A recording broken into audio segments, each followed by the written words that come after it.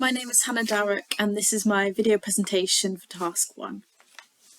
Alors, mon cours est sur le sujet de le futur temps, le futur proche et le futur simple aussi, pour expliquer aux élèves les différences entre les deux temps, les situations dans lesquelles on utilise l'un ou l'autre, et pour pratiquer la conversation en français en utilisant le futur.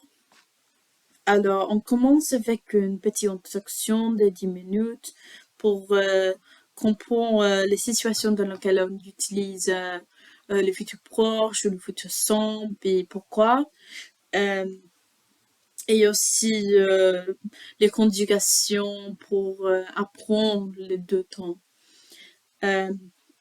Pour tâche 1, il y a un petit papier de vocabulaire pour réviser le vocabulaire important et il y a le vocabulaire de carrière pour l'avenir, pour l'utilisation de le futur simple.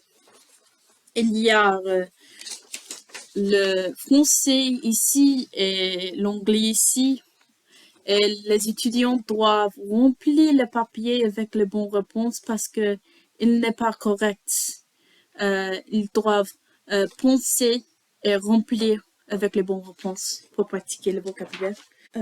Deuxièmement, pour la deuxième tâche, il y a un autre papier, mais il est pour la conversation, pour pratiquer la conversation avec un partenaire, pour la conversation de le futur proche, le plan pour le week-end.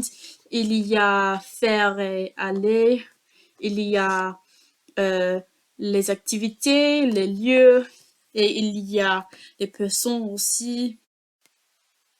C'est une bonne opportunité pour pratiquer la conversation avec un partenaire et commencer à parler en utilisant le futur proche.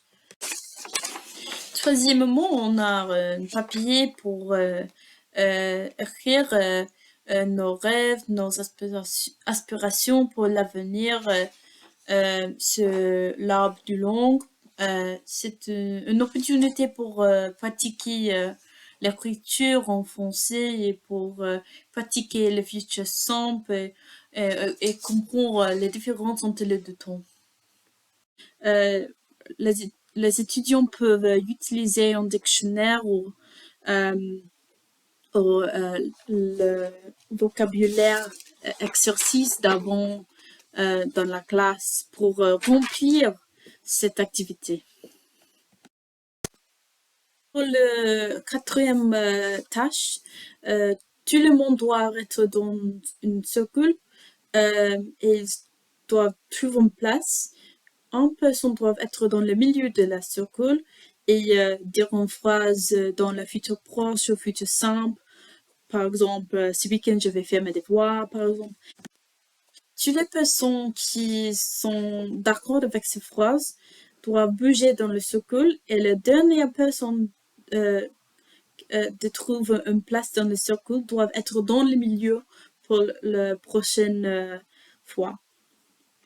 Et si aucune personne est d'accord avec cette phrase, les personnes dans le milieu peuvent choisir la prochaine personne qui est dans le milieu. Et c'est amusant pour avoir une chance de pratiquer la conversation et aussi énergiser les élèves pour le jour, pour les autres cours dans la journée qui peut être longue pour les étudiants. Finalement, les étudiants peuvent écrire sur un papier pour monitorer les progrès en disant les choses qu'ils ont trouvées difficiles ou compliquées ou bien, les choses qu'ils ont compris bien, qui est utile pour le professeur pour les cours. Merci.